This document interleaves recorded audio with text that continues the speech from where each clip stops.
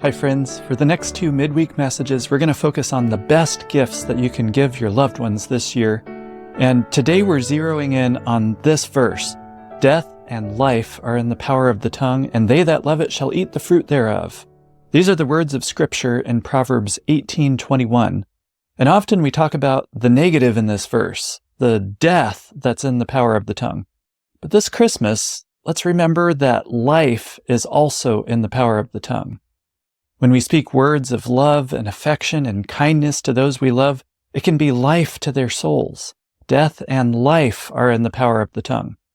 But too often, some of us withhold these words, even though we feel them in our hearts. Come on, guys, you know what I mean.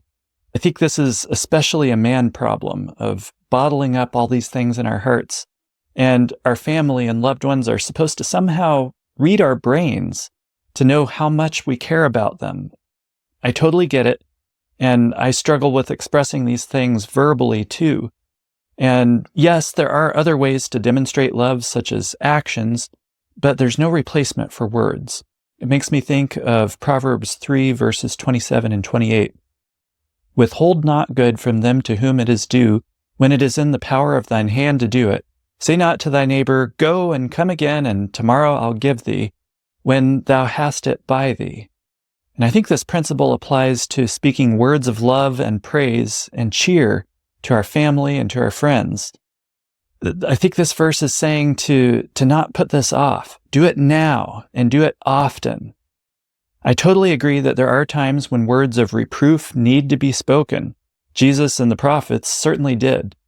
But these words of reproof will have far greater effect on the listener if we've prepared the way with a long history of positive, uplifting, and encouraging words. I was first made aware of this during some business management training. They brought up some research from the Harvard Business Review regarding the optimum ratio of positive to negative feedback. We all know it's important to have both, but what proportion is the best proportion? Well, here's what it says. The average ratio for the highest performing teams in the study was nearly 6 positive comments for every -1. So a 6-to-1 ratio. That was from the highest performing teams. It goes on. The medium performance teams averaged almost twice as many positive comments than negative ones.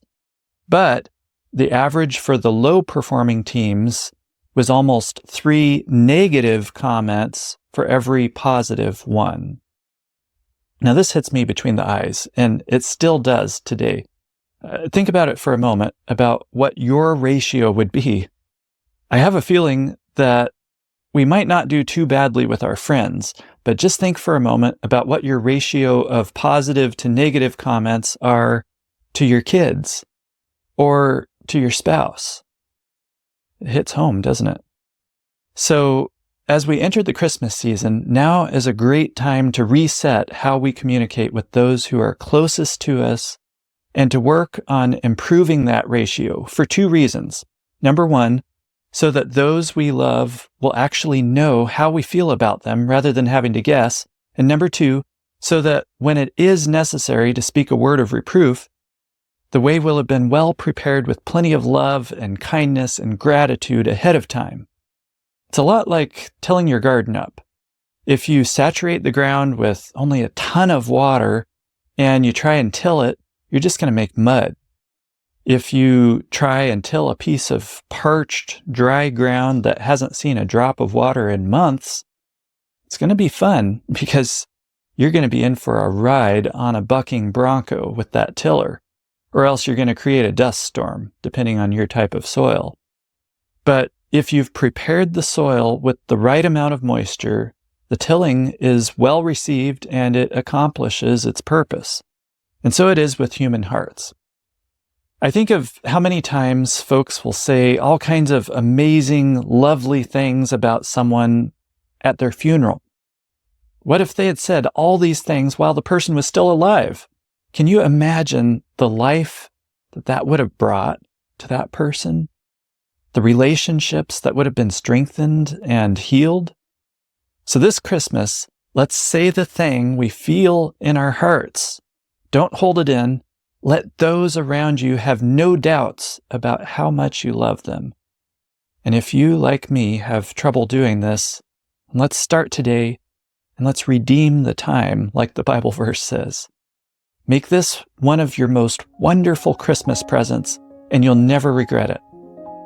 Now be sure and don't miss our Christmas midweek message that's coming next week by Lou. It's a real blessing. I've already gotten to preview it, and you're not going to want to miss this one. So until then, have a great week.